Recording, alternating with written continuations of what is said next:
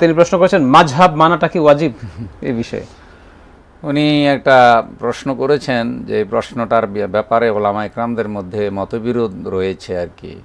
অনেক আলেম অনেক রকম মত দিয়েছেন। জি, তো যেটি একেবারে সহজ কথা সেটি হলো যারা সরাসরি কোরআন হাদিস গবেষণা করে ইসলাম অনুসরণ করার যোগ্যতা দক্ষতা রাখে, জি, তারা হয়তো কোনো ইমামের মতামত গ্রহণ তারা করলো না, কারণ তারা নিজেরা স্বয়ংসম্পন্ন।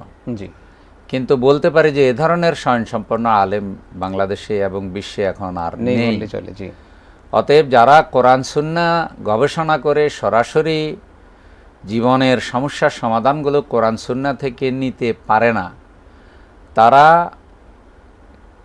এই ইসলামের বিষয় শরীয় বিষয় যে কোনো একজন ইমামের মতামতকে তারা ফলো করবেন। আচ্ছা, জি, এটা কি মাযহাব বলা, এটা মত।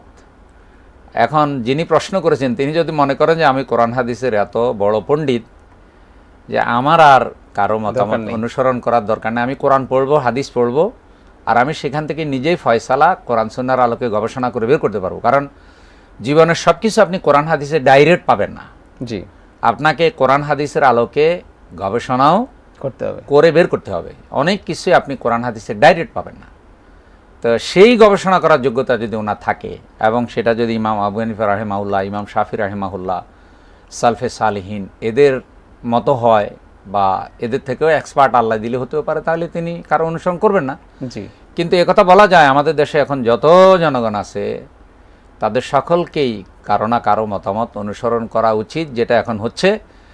এর উল্টোটা কথা বলতে গেলে ফিতনা হবে, কারণ যারা সূরা ফাতিহাই ঠিকমতো জানে না, যারা নামাজের নিয়ম কানুন জানে না, যারা কালেমা জানে না, যারা ইমানের যে হাকিকত, ইমানের তাৎপর্য কি, ইমান এত ব্যাপক বিষয়, যাদের এসব এলিমেন্ট নাই, জি, মাযহাব তো আরো বড় জিনিস, সেটা তারা কিভাবে অনুসরণ করবে? তাহলে আমরা বলতে পারি যে মাযহাব মানাটা অবশ্যই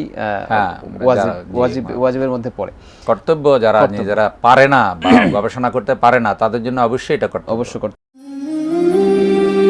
হেভেন টিভি, জান্নাতি আহ্বানী প্রতিক্ষণ।